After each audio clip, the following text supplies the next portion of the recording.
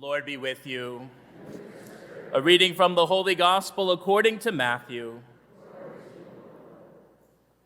After he had fed the people, Jesus made the disciples get into a boat and precede him to the other side, while he dismissed the crowds. After doing so, he went up on the mountain by himself to pray. When it was evening, he was there alone. Meanwhile, the boat, already a few miles offshore, was being tossed about by the waves, for the wind was against it. During the fourth watch of the night, he came toward them walking on the sea. When the disciples saw him walking on the sea, they were terrified. "It is a ghost," they said, and they cried out in fear. At once Jesus spoke to them, "Take courage, it is I. Do not be afraid." Peter said to him in reply, "Lord, if it is you, command me to come to you on the water." He said, "Come." Peter got out of the boat and began to walk on the water toward Jesus. But when he saw how strong the wind was, he became frightened. And beginning to sink, he cried out, "Lord, save me." Immediately, Jesus stretched out his hand and caught Peter and said to him, "O you of little faith, why did you doubt?" After they got into the boat, the wind died down. Those who were in the boat did him homage, saying, "Truly, you are the Son of God." The Gospel of the Lord.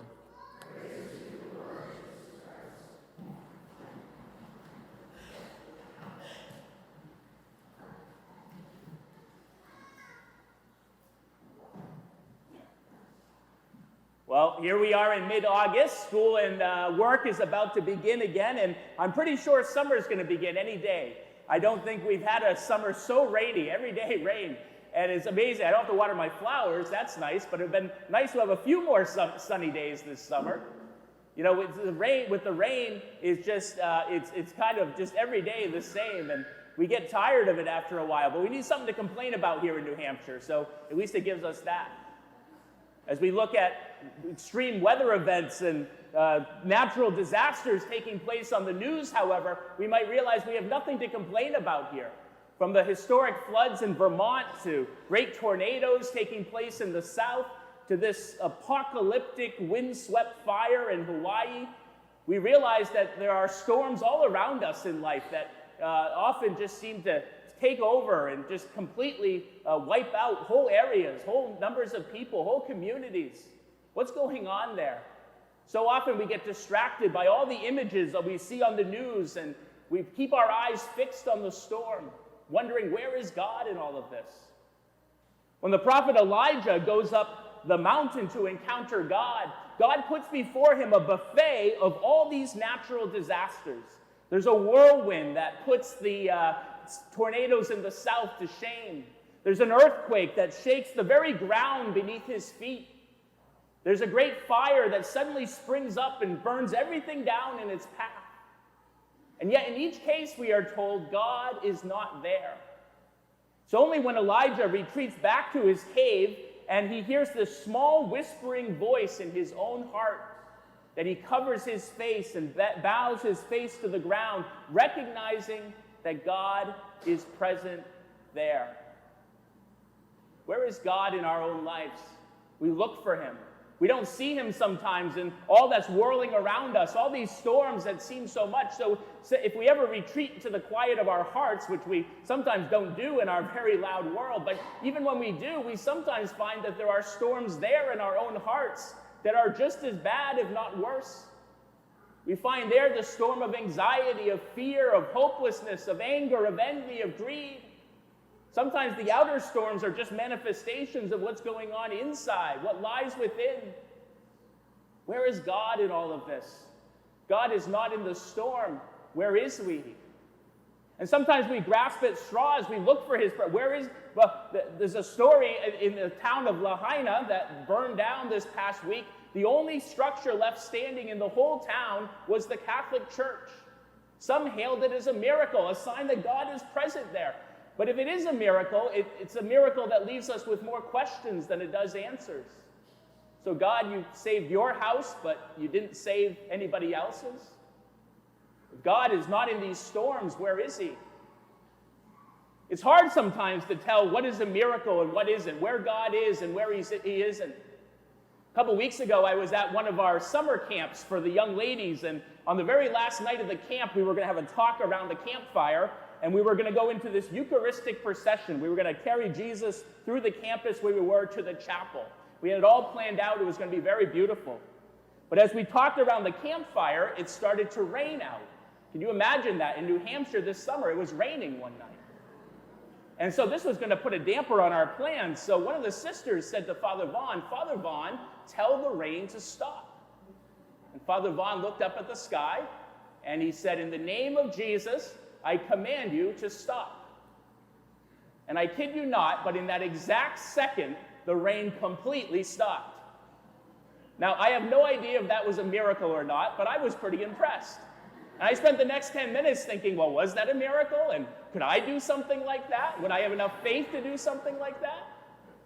Well, the talk around the fire went just great after that, and we were getting ready for the procession, when all of a sudden the heavens opened up, and this biblical deluge came down like I have never seen, and we had to run for it. In the 50 yards from the campfire to the chapel, we got completely soaked.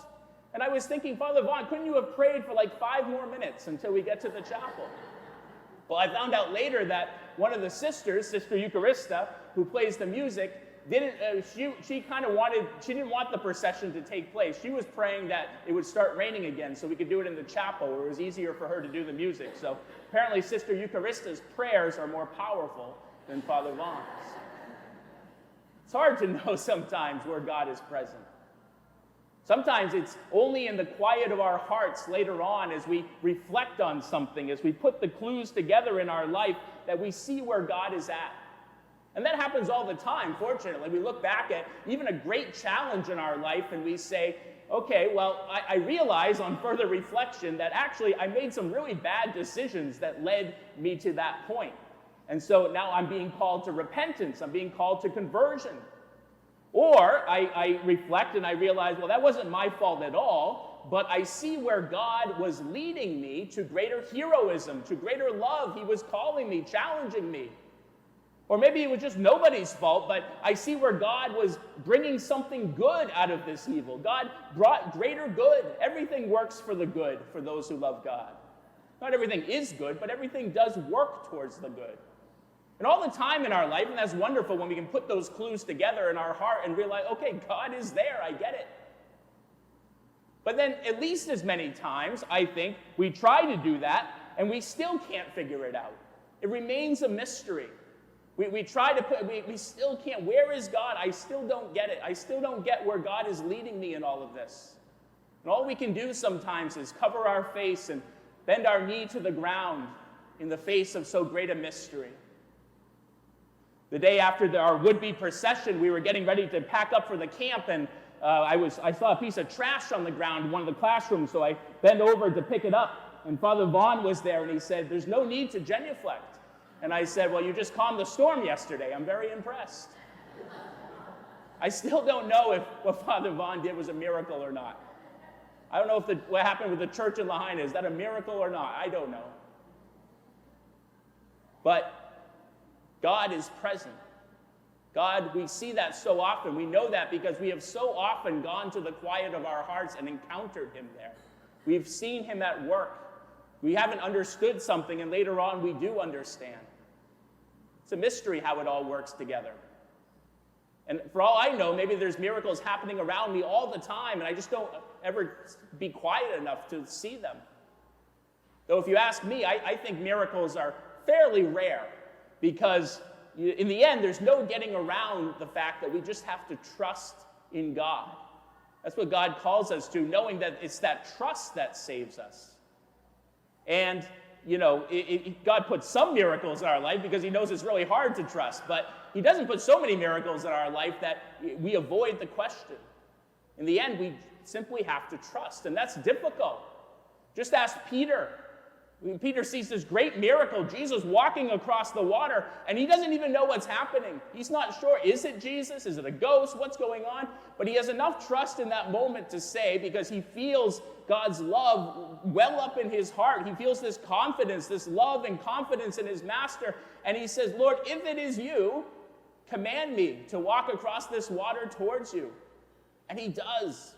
He has enough trust in Jesus to take that step out of the boat and to begin to walk.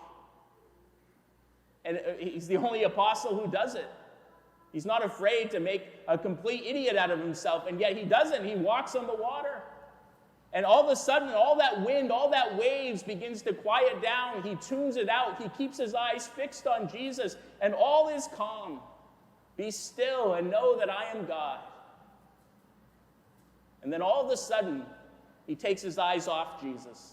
He puts his eyes on the storm. Something distracts him. He begins to see that the waves are growing. The wind is growing stronger. And all of a sudden, this would-be rock on which Jesus is going to build his church begins to sink like a stone. And all of a sudden, he has to call out for help. Jesus, save me.